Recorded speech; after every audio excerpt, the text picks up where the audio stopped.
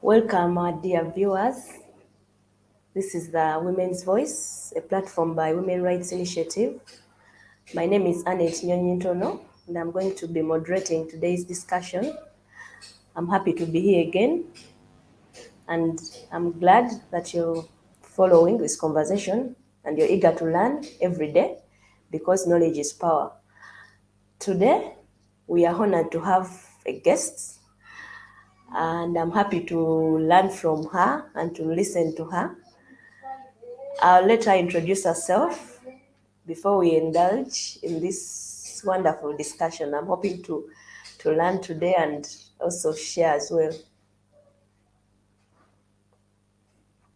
Thank you very much, Annette, and thank you for having me. My name is Akita Isabella, and yes, I am an enthusiast for leadership, for governance, and for gender.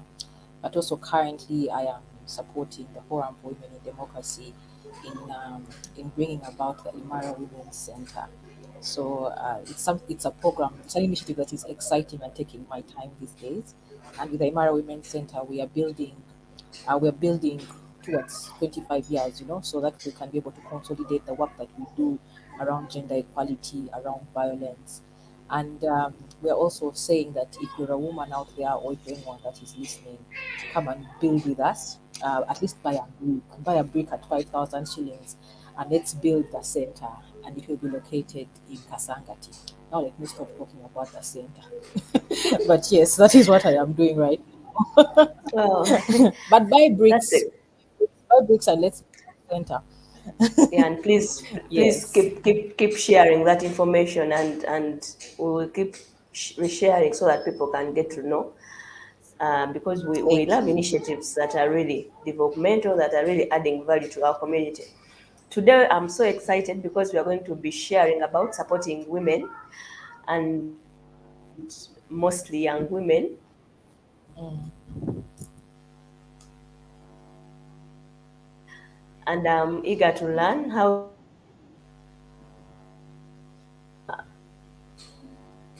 this. I don't know whether it is your network or mine. It must be mine. Annette? Annette? Annette? I was saying that it is important. Yes, Isabella. I was saying that it is important to for our viewers to understand probably what empowerment for women means, before we go on with our discussion and our learning for today. So please share with us to be empowered. I think empowerment takes very many forms, and the definition for empowerment is very contextual. Okay, going back to maybe the most common would probably be the Maslow's hierarchy of needs, that you have five levels of needs. And so, for someone who is maybe at the basic need level, empowerment might be the opportunity to have a meal a day, or the opportunity to have shelter, or the opportunity to not be threatened, the opportunity for your next meal not to be threatened, the opportunity to have access to resource that will give you a roof over your head. For a woman who is being violated or a woman who is being battered, empowerment might be as simple as being able to tell the person who is violating her that enough, I no longer want, I will no longer tolerate this. And then there are other people for whom empowerment is probably um, the ability to go to walk into a court of law and get justice, and be able to pursue justice and have it. So empowerment is really around being able to free yourself from a particular, should I say, prison, and that prison differs for different human beings. Every human being has a different padlock that they are trying to open, and so we cannot box that definition, but the ability for us to break through and say that I overcame this would be a celebration of empowerment. Yes. Yes, thank you so much. So you're speaking about an individual probably trying to unlock a padlock or get like a breakthrough. Is there probably like activities or things that really enable women to be rebalated or to even, because I know that there's a lot that happens around when you're trying to really like be empowered or feel whatever you've shared, like feel that. So are there things that we look at and we probably as a community or as an environment that is empowering for women to thrive? Yes, and I think when we talk about empowerment, we have usually society complicates what empowerment should be, and then, but also away from complicating it, there are people who will say, "Oh, empowerment should be a training," but no, a training on empowerment is just one of the ways that you will arrive at empowerment. Oh, and don't mind my colleague. There's someone who is just about to walk behind me. But yes, so it could take various forms. It could be a training. It could be a chapter in a book that you read and you're like, oh my God, so this Wow. is what this is. It could be as easy as listening to a song and there are words in a song that will change you. It could be as simple as listening to a podcast or listening to a blog. I mean, or reading a blog, or even talking to your friend. At times, I have a circle of friends that I always talk to, and there are things that they say, and you're like, oh, that had never occurred to me. And you're able to unlock another padlock because of an interaction that you had. So, again, just like the definition and parameters for empowerment are different, even the way that we are able to achieve it are different. It's as simple as going to church and listening to the right sermon. It is as simple as talking to a friend and having an enlightened moment. It's as simple as watching the news and maybe listening to someone like Solomon Nakawesi tell her story, and you're like, wow, if she could do it, then I can do it. So again, the forms of empowerment will come in varied versions. It can be as easy as someone saying, you know what, if you're going through something, here is a number of a woman. This one is called Isabella Akiteng. If you call her, she will pick up the phone, she will talk to you, and I can guarantee you, she may not solve She your will help. problems, but she will help. And you call and we talk, and just that conversation alone could cause you to unlock another padlock in your life. And so it will come in varied forms. Empowerment will also come in the form of legislation. That if you have a legislation that protects you and enables you pursue certain things, then you're more empowered. If we did have, for example, the gender policy, we probably wouldn't be as energetic in demanding for gender equality. But the protection and availability of the policy gives you energy to push for more. You're empowered because there is a policy or a legislation that is available so that it can give you the bigger push that you need. Yeah. So I think now it's clear for me and everyone, because I feel like it is not as hard as probably sometimes we think about it, and we're like, and actually when Totally people get it. when when people mention it, women empowerment, it's like something that it's some kind of soil erosion that came and eroded like that some part of the society at some point. But now that we are speaking about empowerment for women, but mostly for young women in relation to domestic violence, probably it's important for the viewers and for the young women out there that are watching, and for the mothers to understand how does this violence, because I know that it's kind of the same, but for a young woman, how can they understand how abuse can manifest in their lives, and how they can probably identify that what is happening to me is abuse, depending on the evolving culture, because we come from different backgrounds. We've learned different things as we grow up. We've come from different backgrounds, and our experiences are not the same, and we would not probably, we are not at the same level. So how can young girls identify and know that probably this environment is no longer safe for me, or it is not a good environment for me to thrive in, for me to enjoy my rights as an individual? And how, what is that point where someone can know, or probably what are the signs that someone can see and know that probably I'm being abused and I need to seek help?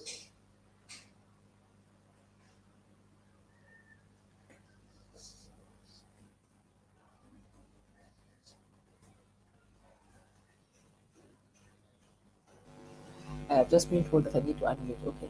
So when it comes to composition on abuse and violence, I would like us to have this discussion from a perspective of normalcy, of what our society and what our cultures look like today. Okay? And so when we usually come to the discussion on violence and abuse, we usually come to it from a place of privilege. Okay. So for example, if I came in, I would probably ask, and I'm guilty of this, that there are times that someone will come and say in the past that my spouse or my companion beat me. And the first thing I would say was, how dare he beat you? As who? You get. And so, and so, as time went on, I actually found out that that question I asked, whereas it's a very legitimate question of violence, that how dare he beat you, there is the conversation around socialization that we need to have in relation to violence. And I hear Ife, I see your comment. Ife says it's important to understand the context of patriarchy. Yes, I agree. And so when we come to the conversation of violence, one is we need to understand how we are socialized. Okay? Because we said, how does someone recognize violence? How we are socialized plays a very big role in how we recognize violence. Because I grew up in a home where being shouted at was Normal. no, for me it wasn't normal. They used not to shout at us, as children. They didn't shout at us, and so because of that, today, if you shout at me, I would look at you like you are mad. But then we also have people who grew up in communities where being shouted at was the norm, and so if someone shouted at them today, it wouldn't qualify as violence. You get it? If Yeah. you grew up in a home where you continuously saw one of your parents being beaten and you grow up, you're socialized to think that being beaten, whereas it has certain connotations, it's a normal form of life. Okay? And so the ability or inability to recognize violence stems from how we are socialized, number one. Number two, it also stems from our interactions with information on violence and abuse. So, for example, if you grew up for a very long time, I used to go downtown, for example. I used to go to Wino and the old park. And at times when I would walk there, someone would scratch my hand. And it was uncomfortable, but it's not something that I would have walked up to my mother and said that, today when I was downtown, someone scratched me. Why? Because everyone who went down said that that was normal. It was normal to have your bum touched. It was normal to have your hand groped. It was normal. And so, on point number two, how much information do you have? The more time I spent within the feminist and women's movement, the more information I got on what on what um, on what violence looked like, the different forms of violence, and then and so I was also able to say that, you know what, I think I am being violated. You know, For a very long time, for example, I was unaware that there was something called, should I say, okay, maybe let me rephrase. For a while, I thought that violence meant the presence of blood and wounds. Okay, that the only time I can say I've been violated is if blood has been drawn, or if I have a scar or a bruise. And yet, the more you interact with society, you will figure out that there is also, for example, verbal violence. That if someone wakes up and continuously abuses you every day, someone wakes up and says, "Oli musiru, that is violence. You know, Mm. someone keeps telling the children in your home that "Oli musiru nga mama wo." They haven't abused you. Okay, and for those of us who don't understand Uganda, that I was basically saying, if someone wakes up and says tells a child that you are stupid as your mother, they may not have abused you directly, but the more you think about it,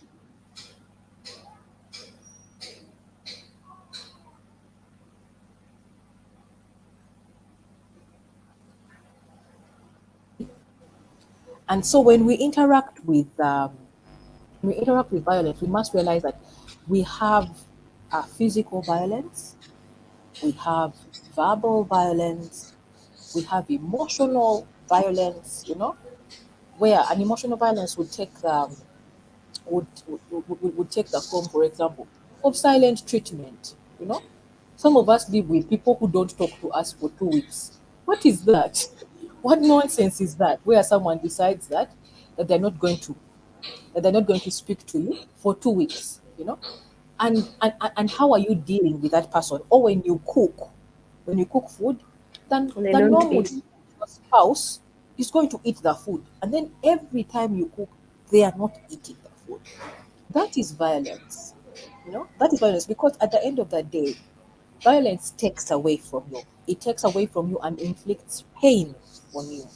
And that pain might be physical pain, it might be psychological pain, but as long as someone is deliberately hurting you, then you must recognize that as violence. We also come from communities, for example, where they say it's okay to beat children. No, that's why we have violence against children. It's not okay to beat children. It's not okay to beat women, irrespective of what they did. There's been a couple of videos that have been going around and of men beating their wives or their partners during the lockdown. And it would always offend me, and it still offends me, that the I first know. that some of the first questions that viewers or people on social media would ask was, "What did the woman do?" I don't care what you did.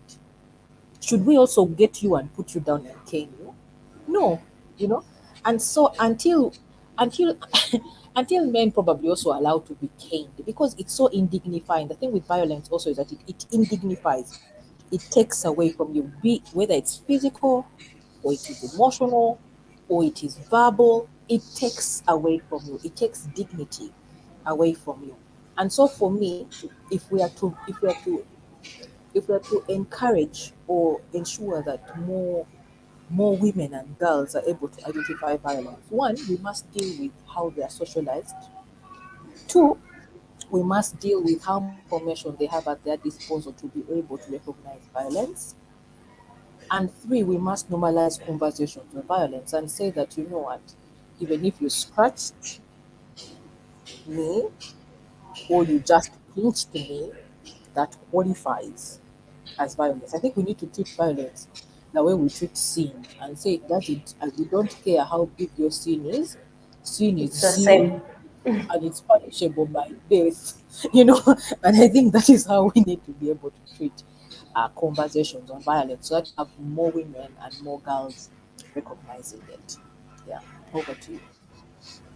Yes, thank you so much. And I know that you have mentioned that empowerment is an easy thing, and it should be as easy as probably talking to a friend or reading a book to getting enlightened, probably sharing what you feel, and also tapping into opportunity that that comes around. But because we have, as I said earlier, mentioned earlier, that we are at different levels, and we have now girls, uh, Isabella, where we center our work here in the eastern region, Soga region. We also go deeper into villages, and you'll find that probably the things that are happening in around cities or in towns are so much different from the things that are happening probably in the villages. And also considering that we have young women with also disabilities. Last week we were sharing about how women with disabilities experience abuse and how they can be supported. Uh, I know that there are things that that we can do, or probably ways that we can empower women, specifically those that are at that level. Please humbly share with us how we can get these women empowered to overcome abuse. After, of course, after they have identified, they know that probably whatever is happening to me is not right, or if this happens to me, I'm being abused. How can we empower them to seek for help? Because it takes a lot. I know that it sometimes it takes resources. Sometimes it even takes for you to know that I'm in an environment that is not friendly and is not safe. How can we empower young women? Some are, as you said, have little access to information. They don't really like know where to go, how to do it. So how can we best empower the young women to overcome violence in case they're facing? Okay. Thank you very much, Annette. So, one, I would just like to make a correction where you said that empowerment is easy. So, yes, it's as easy as talking to your friend. It's as easy as, but is the practice easy? I agree with you that it's not easy. Why? Ife, in her comment, talked about the patriarchal society that we live in, a society that shames victims instead of perpetrators, a society that says that if, for example, you have been sexually violated, it is you who should be ashamed that you were abused and not the person who abused you. A society that says that if as a woman you are beaten, you should be so ashamed to go and report the crime at police and be able to live with the frame of your perpetrator continuing to work in the same compound, in the same community, and at the same trading center as you know. And so, because we live in a deeply patriarchal society that shames the victims, things that should be as easy as saying, I was violated, my friend, how can you help me? Become some of the most difficult conversations for women and girls to have. Yet they should be easy conversations to have, you know. If you have been raped, you shouldn't be too shamed to come and tell a woman or your mother or someone that I was raped and get help. But because of the stigma and because of the societal perceptions, the things that are easy for us, the things that should be easy so that we can be able to deal with violence become the most complicated things. And so, to answer your question on how women and girls can be able to deal with violence, is that one is that if ever you're violated, and in any form, and I mean any form, and when I talk about any form, I speak of, I think, the first time that I recognized violence, and I think I was in P5, and there was a boy in the class who came and he touched my breast, and he touched my breast at a time when I had just been elected a prefect, and he was those children, those problematic children in the class, and here's the thing with violence is that if you do not deal with it, it becomes a cycle of abuse, you know. And I'm lucky. And I come again, like I said, I come to this conversation with privilege. I'm lucky that I was a child who was taught to speak out, you know. And for me, as soon as he touched my breast, I told him, by the way, you have no business touching my breast. and this matter is going to the teacher, you know. And the matter went to the teacher, and she was disciplined. Okay? And so, one of the ways that we deal with violence is one, we recognize that there are so many people being violated. So, it's not unique to you, you know. Your experiences, your feelings are unique to you, but the act of violence is one that happens to over 70% of women on a daily. And so, because it is not unique to you, it's important that you speak out so that we are not normalizing violence. That's one. Two,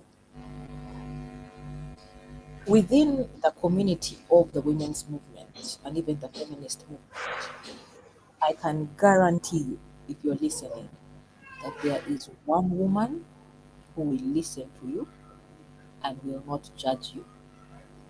Now, the thing with violence also is that when it happens because of the shame syndrome, we are more we are more inclined to talk to strangers than to talk to the people who are closest to us, which is again it's problematic, but it's what happens. Okay, that instead of approaching the people who are closest to you, you will feel safer talking to a stranger because they will not judge you. So, in the event that ever you're violated, go to institutions like Worry. They will be able to get someone that you can talk to about this.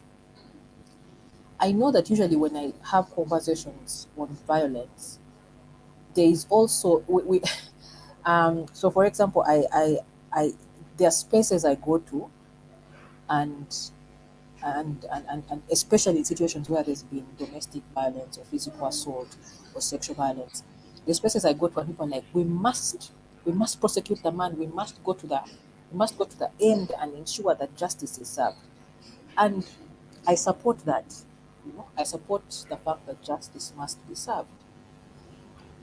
In the same breath, I believe that if you have been violated, it is important that you have all your options at your disposal around what exactly you want to do. Okay? There's very many times that women and girls who have been violated will fear to speak out because of the length of process, you know, that is involved in getting justice. I have also learned that a lot of times when you're violated, at times the first thing you want to do is just talk to someone, not necessarily a lawyer. And again, there are very many women out there who are willing to talk to you. And so it's as easy as calling Worry, it's as easy as calling me, and we will be able to talk about these options. And the options are many. The options could be that I remember there's a time we had a situation of violence where a man broke a woman's jaw, and we were so angry, and we kept saying we must take him to police, and then we must ensure that this case goes to court.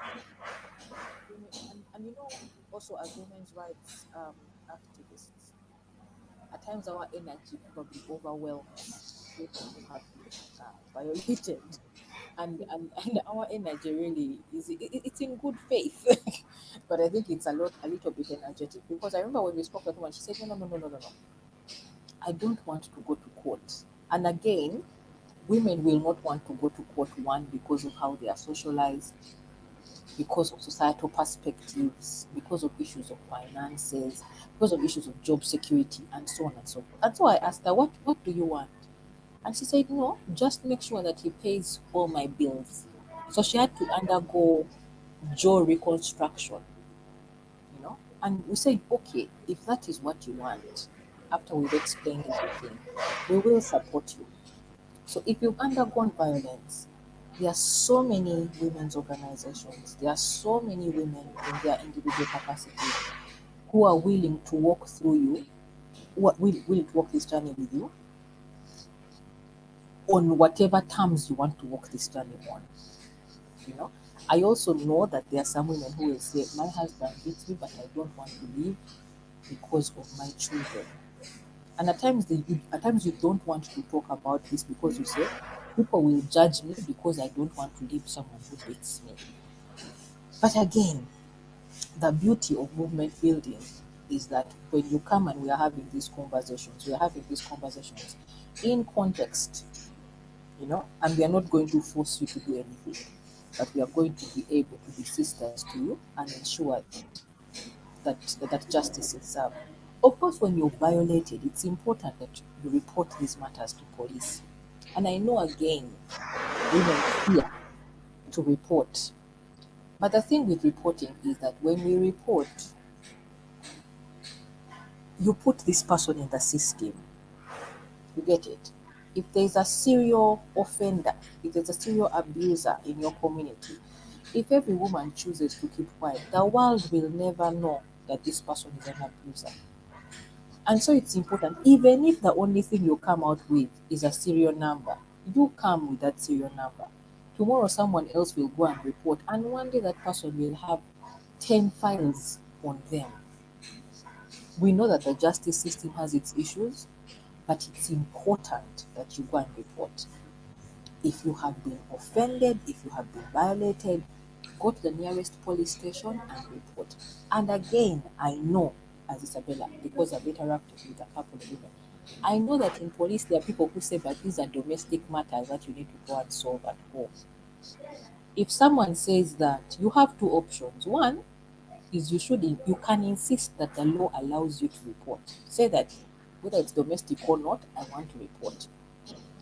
If that doesn't work and you don't feel safe, go and report at another police station. You get it. But it's important that you report cases of abuse.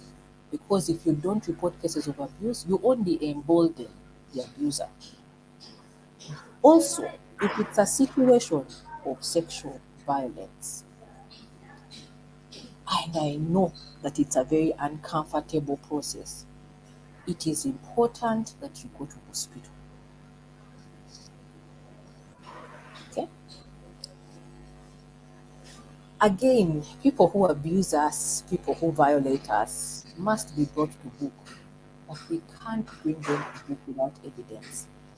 That's another challenge that we face with issues of violence, because when we are asking women and girls who have been violated to tell what happened to them, I know that most times you're relieving your trauma, and relieving your trauma is like making you go through the act afresh, you know. But and I don't know how to stress this any further, but you must go to hospital. And in the event that you cannot make it to hospital on your own, call someone and go to hospital with them. Okay? And I know that very many times the urge to shower is high. You need to go to hospital and you need to do the tests. Why?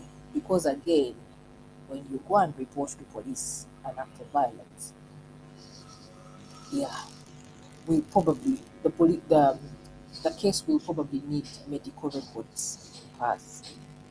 And so if we are to deal with the issue of violence, one of the ways that we must deal with the issue of violence is by making violence risky. Today our silence only makes men and perpetrators stronger, because they know we will not report, because they know we will not go to hospital and get records. And so what we do is that the cycle of abuse continues. And so if we are to overcome violence, we must talk more about what happened to us, get someone that you can confide in and talk about it. You have institutions like Worry in Ginger, you have institutions like a women's pro bono initiative that has pro bono work for women. You have organizations like VIDA, you have organizations like Uganet, Action Aid. All these organizations are there to walk this journey with you. You don't have to walk through the journey by yourself. It is difficult, but it can be walked through. Yeah, over to you, Annette. Wow, so empowering. Isabella, I'm glad that we're having this conversation, not because not because I am moderating this platform, because I'm also a young woman, and I'm learning, and I know that whatever I learn, I'll use it to empower another woman, young girl out there, or a friend or a sister. And speaking about this issue of domestic violence and young women, I think that it would also be good for you to briefly share with us about consent.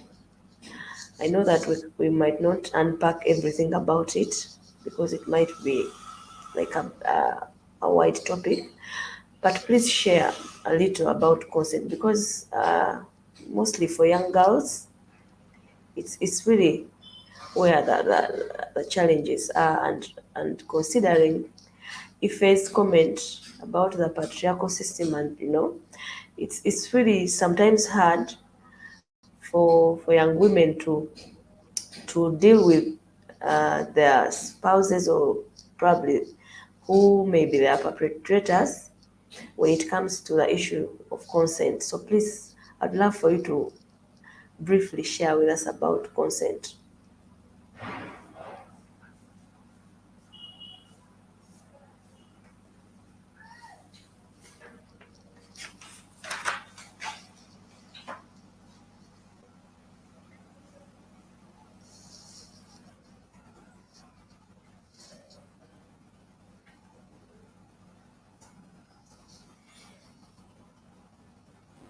I had muted.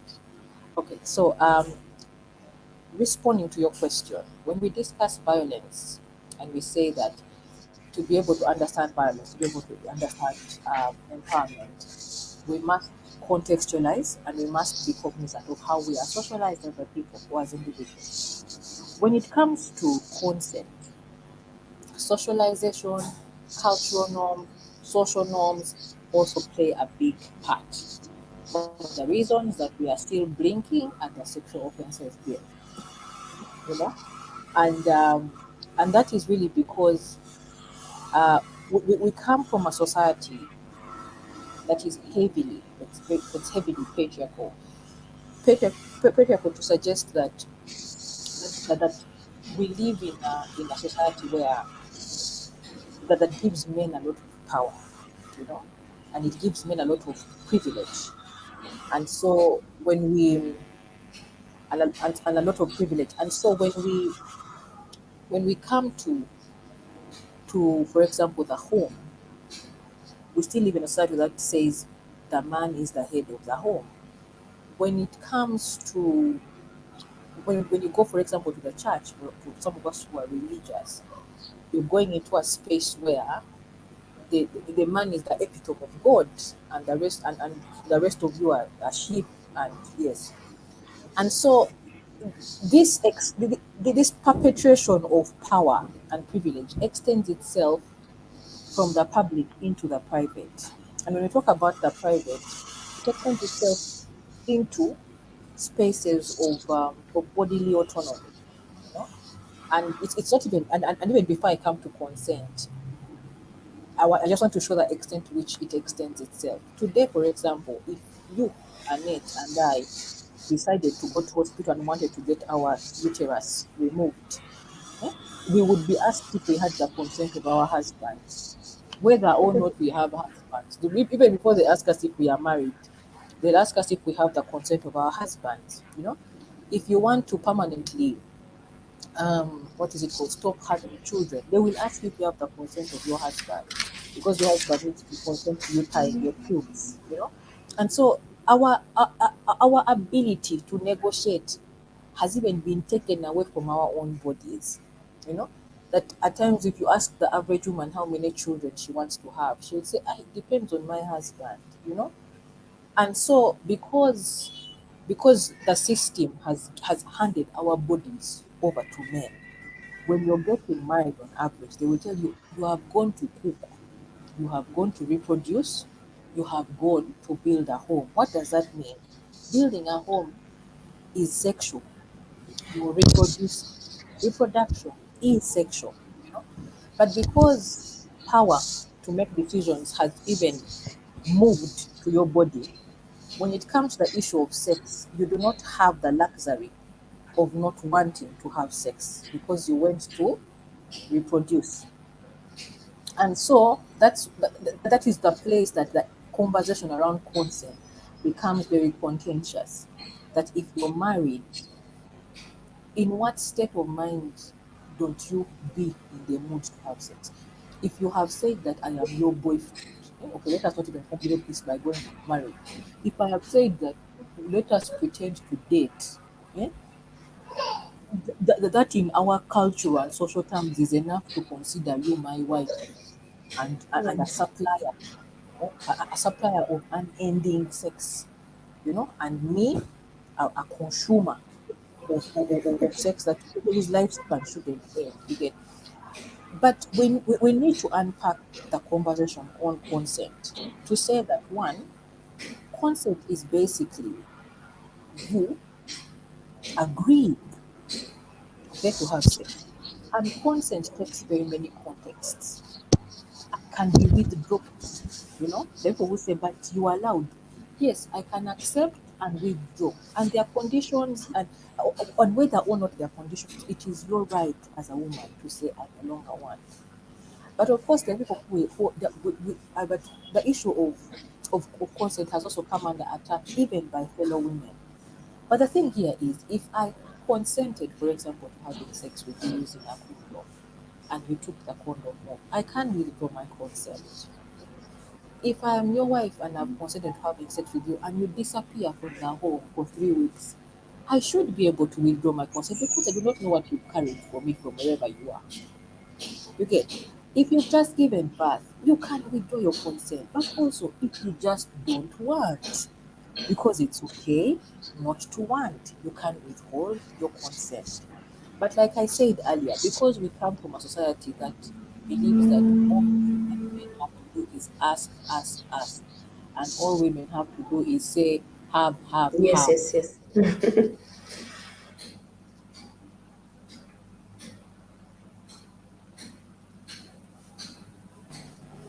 It's very contentious because you're going against the system of male domination. As a woman, when you begin to have a say in your Mm. body, you go against the system that says that you cannot say because you have dared to challenge patriarchy and power by taking your power back. But again, our time is done, I have been told, and that is going to be discussion. But Yeah, I know that, but I'm we'll have allowed more to time. speak. We'll have more time Yes. for you to come back and share again. And then I want you to conclude by probably speaking about the other project that is taking your time in 1 minute, and then we will say goodbye to our dear viewers. Please. Thank you very much. And before I talk about that project, I'd just like to say that violence is a system, and it's our duty as individuals, as women and as girls, to break that system because we are the biggest, should I say, beneficiaries and benefit in the negative way of that violence. And so, for the sake of ourselves, for the sake of our children, our sisters, it's important that we challenge violence on a daily basis.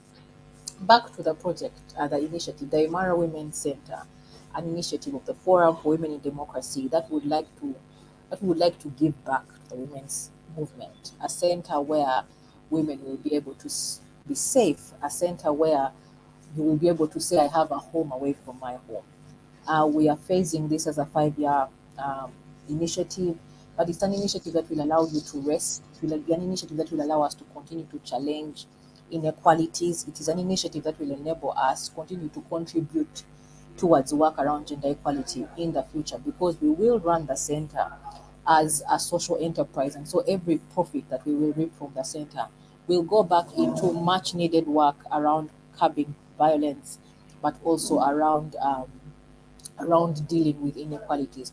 So in case you want to give to the center, I you could visit our social media platform, but also visit Worry, and you should be able to get details of our Momo account on MTN or our bank accounts, and you can be able to give us some contributions.